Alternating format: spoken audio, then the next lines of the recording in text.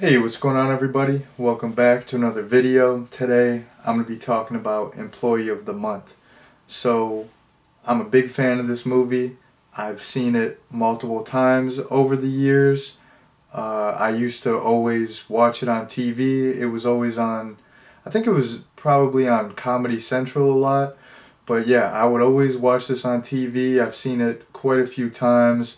There's a ton of memorable moments that uh, I don't know. I always think about whenever I think about this movie, like, you got Dane Cook's character Zach with the Heelys, and you got I don't know, for some reason I always remember that like quick little scene where Jessica Simpson's character, she like pulls her hair back and she's got these crazy ears going on. And then all the workers, they have this like hybrid break room that they made out of, they made in the back stock pallet section, and they're like playing cards and eating their lunch there. So many memorable little moments. Even like Dane Cook's character Zach, like riding to work on the little pocket rocket motorcycle. So yeah, there's so many iconic moments for me personally in this movie that I really remember. And uh, all of the previous times that I've watched it, I've been a fan, and upon rewatch, I still really like this movie. I think it's entertaining. I think it's fun. It's funny, and I like the little romance. It's a good little romance, and the story is, it's very simple, but I like the story as well. It's a nice little story. So yeah, I'm a fan of this movie. I think it's very solid. And just to get into the plot summary for you all, if you have not seen the movie centers around Zach, who's played by Dane Cook, and he works at this wholesale membership store, which is like if you all have shopped at Costco or Sam's Club, it's that type of store. He works at this store, and he's kind of a slacker. He doesn't really want any responsibility. He's been there 10 years, but he's only a box boy, which is one of the lower level jobs. And he's happy just chilling, just getting by, having no responsibility. But then this new hire comes in. Her name's Amy. She's played by Jessica Simpson, and she's a beautiful lady. So Zach, he's like, shooting his shot. He tries to holler at her, and he hears from other people that, according to her file, she only dates the Employee of the Month. So he takes it upon himself to completely step up his game and try to become the Employee of the Month so he can get with this girl Amy. And it's not an easy task, because the current Employee of the Month, Vince, who's played by Dax Shepard, he's a complete all-star. He just absolutely kills it. He's super into his job, and I believe he's been the Employee of the Month for 18 consecutive months. And in terms of like checking people out, like not like checking people out like looking at hot girls, but in terms of like checking people out as a cashier, he has like the fastest record in the Southwest region or something like that. So Zach has his work cut out for him. He has to go against this guy Vince, who's a complete he's a complete all-star in terms of his job and getting the Employee of the Month title. So that is the basic plot summary. Now I'm going to get into some stuff that I liked about the movie. There's a lot of stuff. I can't get into everything, but I'm just going to hit some highlights here. This is the highlight reel. So I really liked the rivalry between Zach and Vince, and I really like the fact that throughout the movie they're constantly playing pranks on each other, and the pranks are absolutely hilarious. Some of them are very little or very simple, but they're just funny. Like Zach at one point, he says to Vince, he's like, "You got something on your upper lip," like right there, just right there, just I'm telling you, you got something right there. You got to check it out. And then Zach walks away, and then Vince is like looking at his reflection in a coffee cup to see if he actually has something. He's like, you didn't fool me. And there's countless other examples, like Zach steals Vince's wallet, and Zach tries to like get in Vince's head before Vince goes on a date with Amy. There's countless examples, but I like their little rivalry and all the little pranks they played on each other. They were super fun. Another thing that I liked about this movie, this was really funny aspect. So there's this one character played by Andy Dick, and he's one of Zach's buddies, and he works in the glasses department, and he is like almost completely, like he can barely see. He's almost like legally blind. He has these thick glasses, and you know, it's funny, it's ironic because he works in the glasses department and he can't even see. And there's just so many, there's just this like running joke throughout the movie where he can't see, and there's so many funny little sequences that kind of play to the fact that this fool just cannot see anything. So I really liked his character. Another thing that I liked was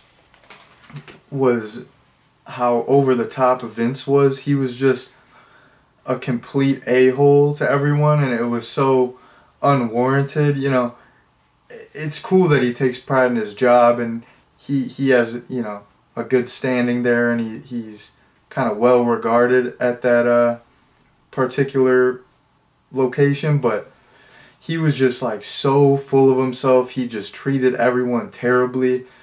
He had this little like sidekick protege named Jorge, who was played by the guy who plays Pedro in Napoleon Dynamite. So that's cool. But he's just a complete a-hole to him throughout the movie. Like, he won't give him a ride anywhere, and he just treats him like absolute dirt. He treats everyone like dirt. Like, there's this one instance where there's this kid who's shooting these tennis balls, and they're like, "We have a missing kid in the store," and Vince just like chucks a tennis ball at this kid's head to subdue him so he can return him to his mom. So, you know, this guy Vince, he plays dirty. So yeah, I really like that he was like he was such an a-hole. He was a great antagonist, and he was so much of an a-hole that it was comical. It was like played for laughs. It was hilarious, and he was also just a goober. Like, he was just a knucklehead, and I thought it was so funny. Like, he thought he was way cooler or more important than he really was, and he was trying to be like cool and suave, but he just came off like a complete goober. Like, he was just like a goofy guy. He goes on this first date with Amy, and he's like leaning in for a kiss, like super awkward.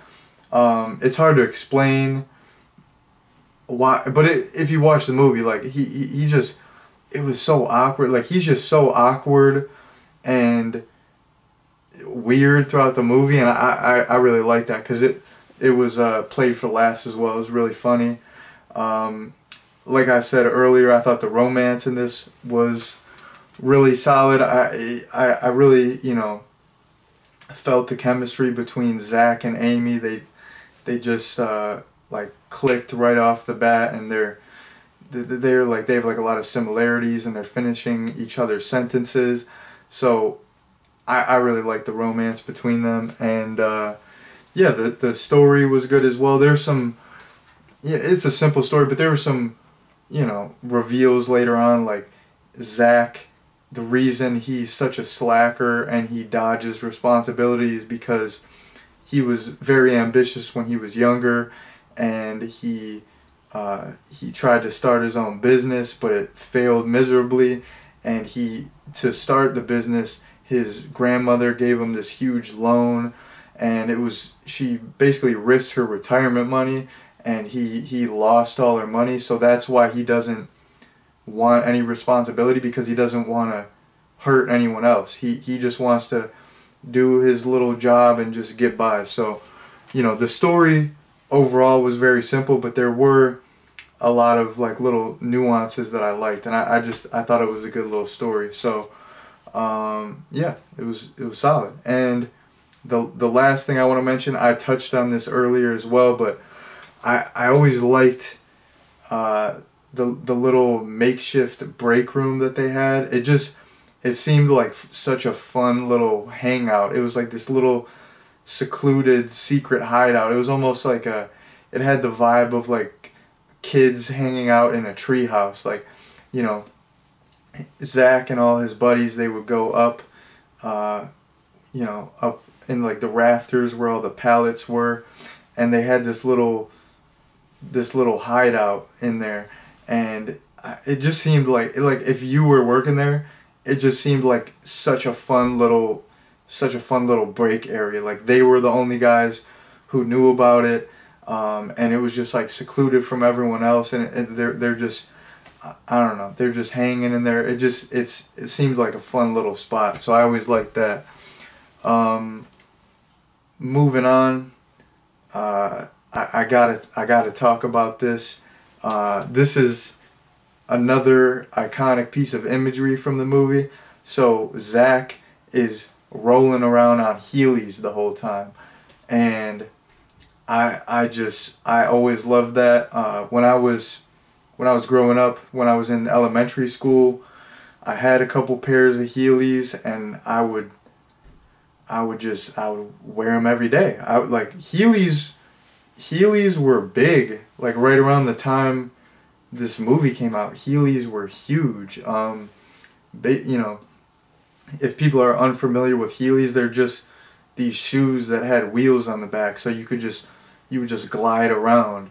And when I was a kid, I was so into them. I would just go on my driveway, go in the street, roll around on them. Like, whenever I would go to a store with my mom or dad, I would just be, you know, zipping around on my Heelys, and they were so popular. They were such a big deal when I was in elementary school that like the school banned them. We were with you know, because it could have been like a liability thing if someone, you know, smacked their face or broke their arm or whatever. So we were not allowed to actually have the wheels in school. They completely banned Heelys at my elementary school. But I remember I would still wear them, but there were these little plugs you could put in them. Like, when you did not have the wheels in, there would just be an opening, and if you walked around with the opening, it would mess it up, where, you know, you probably couldn't fit the wheels in, and it would just be awkward walking. So there were these plugs you could put in. So I would just have the plugs in. I would just still wear my Heelys all day at school, but I wouldn't have the wheels in. And I always remember it. Those Heely shoes, they were fun, but they were so heavy and bulky. If you were just walking around in them without the wheels, they were the most uncomfortable. They were the most uncomfortable shoes. They were like almost like platform shoes. They were like the soles were really tall, and they were this thick rubber.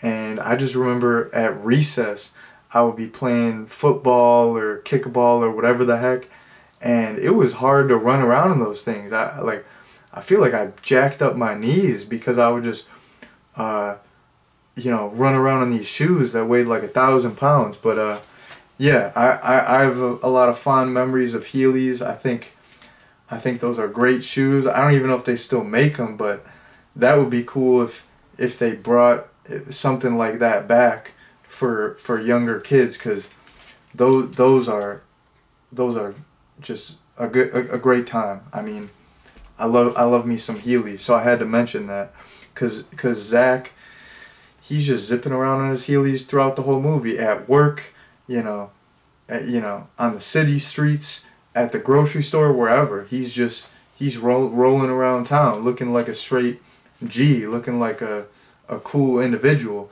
Like later on in the movie, Vince tries to get some Heelys and be cool like Zach, but he can't even do it. Homeboy just falls straight on his back, snaps his whole back up. Like, come on, Vince, it's not that hard. They're Heelys. Like, it's not even like you have to learn how to rollerblade. Like, all you do is just glide, my dude. It's not that hard. Like, that's what I'm saying. Vince is a goober. Like, how do you not even know how to ride some Heelys? Like, just kick your heels back and slide. Take a couple steps, slide. It's that easy. It's not that hard. Come on, get it together. Get with the program. But anyways, I love that Zach was rocking the Heelys. Shouts out to Heelys. Shouts out to Zach. Cool character. But anyways, last point that I want to get into before I wrap things up is the fact that, I mentioned that Zach and Vince play a lot of little pranks on each other. One prank that Zach plays on Vince is Zach puts Vince's car on display in the store, and it's funny because Vince is extremely into his car. He thinks it's the coolest car ever, even though it's a total piece of shit. It's an ugly car. It's very old. It has a ton of miles. He's like, yeah, it's in mint condition. Like, the interior looks like shit.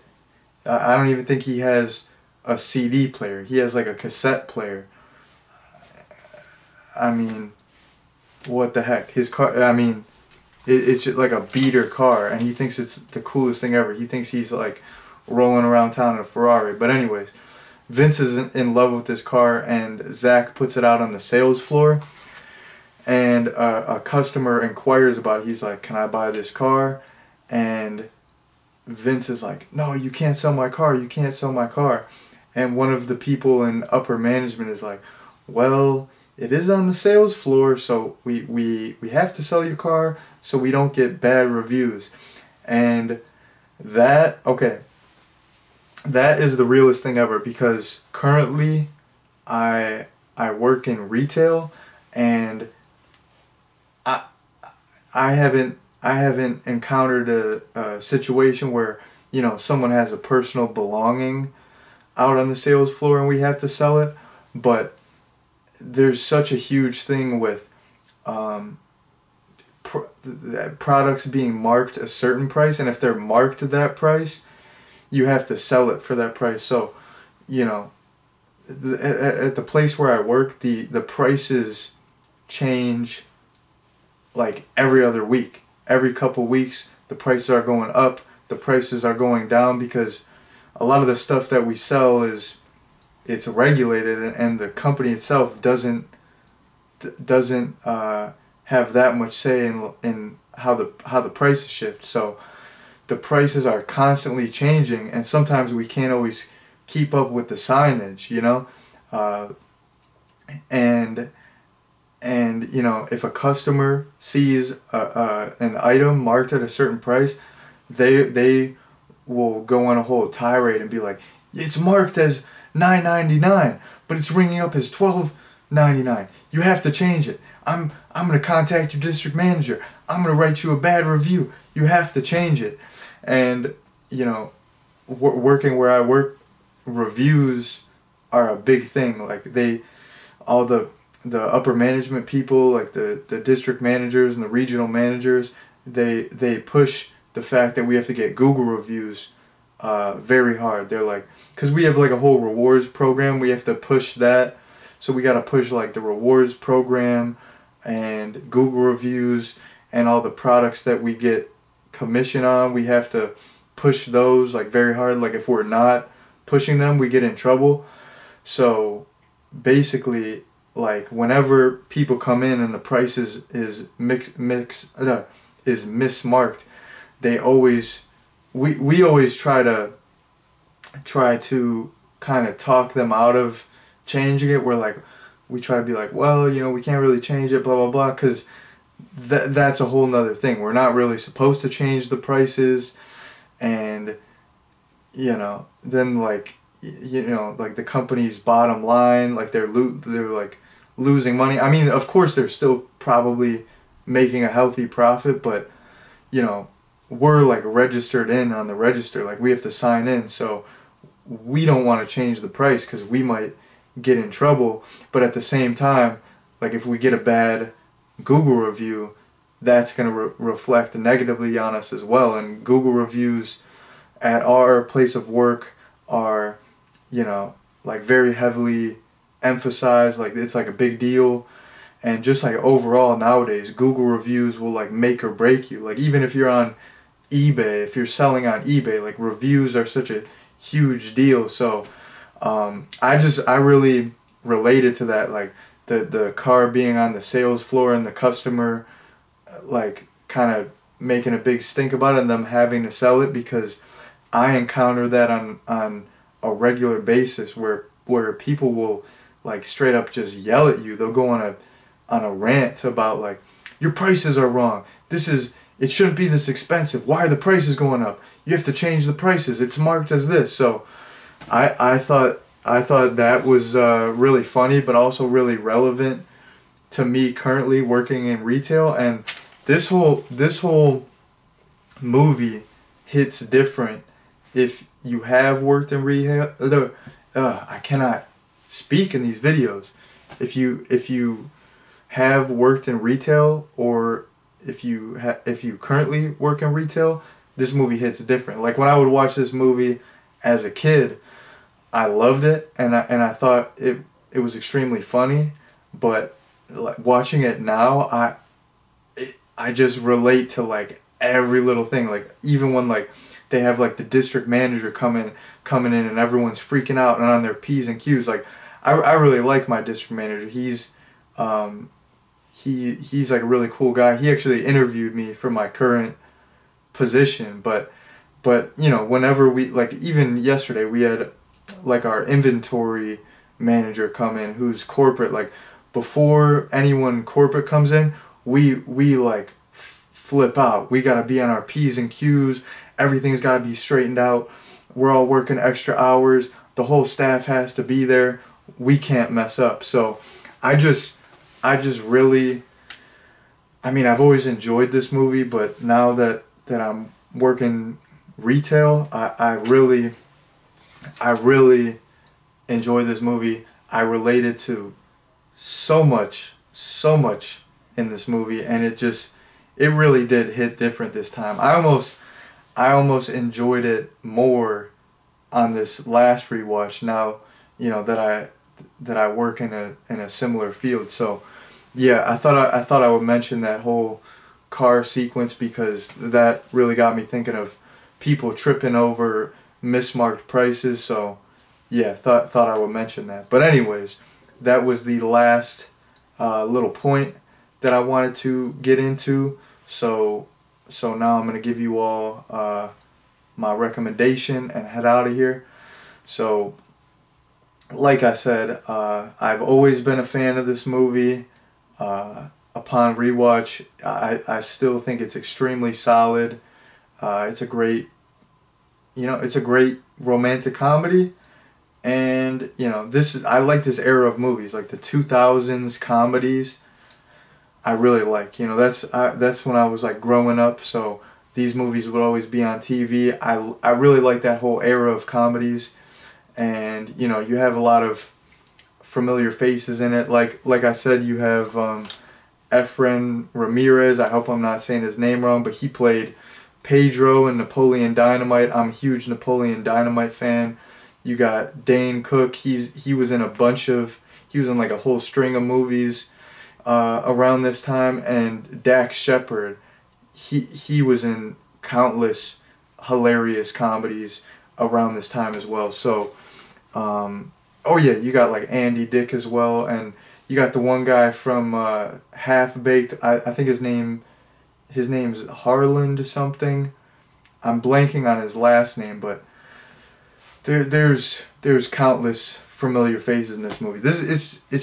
I'm kind of rambling, but yeah, you got a lot of recognizable actors, great story, great romance, great comedy. This movie's thebomb.com. So if you have not seen Employee of the Month, I would definitely recommend it. I think it's a super solid film, and it's free right now on Tubi. I believe it's free on Freevee as well. So, you know, I would say definitely check it out within the month before it leaves Tubi. But anyways, now that I've given you all my recommendation and said everything that I wanted to say, I'm gonna head out here. Thank you all very much for watching, and peace out.